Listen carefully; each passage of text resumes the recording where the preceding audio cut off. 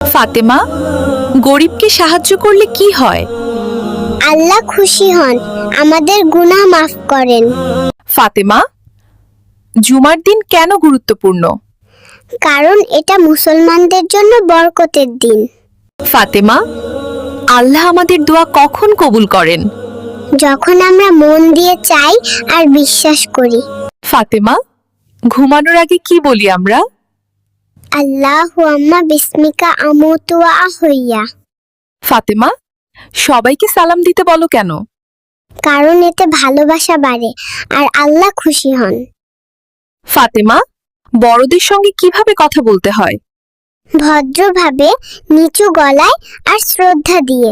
ফাতেমা, আমরা রোজ 5 ওয়াক্ত নামাজ কেন পড়ি? আল্লাহর কথা মনে রাখতে আর ভালো মানুষ হতে। ফাতেমা, আমরা কেন রোজা রাখি? আল্লাহকে খুশি করতে আর নিজের ধৈর্য শিখতে।